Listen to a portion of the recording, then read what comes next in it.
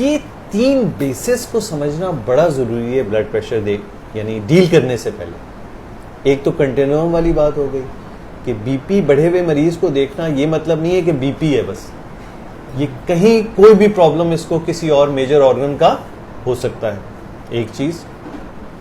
दूसरी चीज, बीपी बढ़ा हुआ है ये वाकई मर्ज वाला बीपी है या वक्ती सेकेंडरी टू किसी ट्रांजिएंट रिस्पॉन्स है।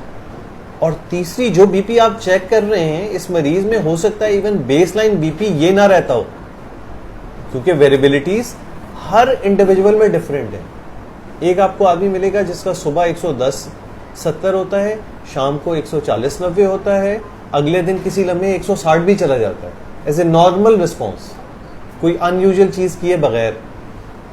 इसका मतलब है एक नए आदमी में ब्लड प्रेशर डायग्नोज करना बड़ा मुश्किल काम है, ये फैसला करना कि ये वाकई हाइपरटेंशन है या नहीं है।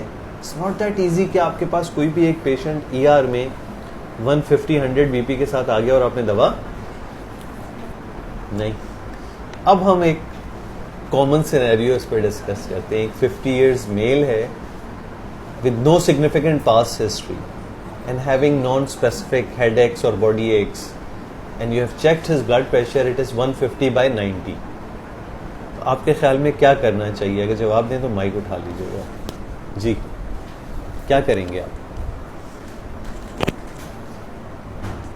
जी So probably I'll just ask them to monitor the blood pressures twice. For how long? For at least a week. उसके बाद फिर क्या करेंगे? एक वीक तक उसने मॉनिटर किया बीपी, फिर क्या करेंगे? So if the blood pressure is in the higher range, for instance, first किया उसका रेंज आई 140-90, एवरेज इतनी बन रही है 140-90 एक हफ्ते की बीपी रीडिंग के बाद।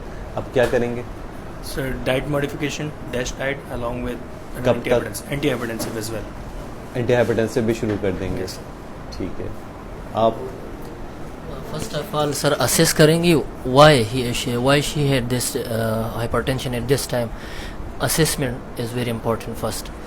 For example, अब अगर आ गई है anxiety है तो address the risk factor first कि क्यों हो रही है, और फिर वो उसको आपका एक एक्शन ऑफ प्लान इस पेशेंट के लिए क्या होगा और क्या उसको आप मरीज को बताएंगे? जैसे इन्होंने कहा एक हफ्ते बाद चेक करके बुला के फिर देखूंगा, और साथ में ये एडवाइस कर लेंगे कि हिस्ट्री इज़ वेरी इंपॉर्टेंट, कब से है, फर्स्ट एपिसोड है, साथ में फिर वीकली थोड़ा सा ड्रिल एक्सटेंड हो रही है, अभी भी कॉम्प्रिहेंसिव नहीं है। चलें, और आपने ये फैसला करने की कोशिश की कि फाइंड आउट इसके पीछे वजह क्या है, जी जी, क्यों हुआ है और कब से है और ये सारी बातें। और ठीक, साथ में ये daily 4 hourly for a week उसको वो रिकॉर्ड भी रखनी है, ठीक है। आपका कोई एडिशन इसमें, इन जो बातें हो चुकी हैं इसके अलावा कोई बात, या बस इससे एग्री? बस हिस्ट्री लेंगे प्रॉपर, उसका मेंटल स्टेटस क्या है उस टाइम पे, कोई ठीक है, ऐसी एंजाइटी, कोई फियर, और वाइट कोट हाइपरटेंशन को जो है वो देखेंगे सर। वो तो आपने वैलिडेट करना ही। एम्बुलेटरी बीपी मॉनिटरिंग ऐड कर सकते हैं सर इसमें। अच्छा, अब देखें जो भी बातें हुई हैं ना, अभी भी ये कॉम्प्रिहेंसिव नहीं है। कॉम्प्रिहेंसिव क्या होता है मैं अब आपको बताता हूँ। अभी देखिए कितना common scenario, you can keep this with you because बाद में भी हमें आपसे इंटरेक्ट करना पड़ेगा। Just keep a hand. अच्छा, अब इस सिनेरियो में देखें, अभी तक आपका फोकस भी सिर्फ बीपी पे था, इजंट इट? कि एक हफ्ते बाद बस बीपी देख के फैसला करूंगा कि क्या करना है। आपका भी फोकस बीपी पे था कि आप ये देखना चाह रहे थे कि ये बीपी के ट्रेंड इसके पुराने क्या हैं और अभी क्या रहता है। आपने वो जो मैंने बैकग्राउंड पूरा समझाया था उसको जहन में बिल्कुल नहीं रखा इस पेशेंट की असेसमेंट में।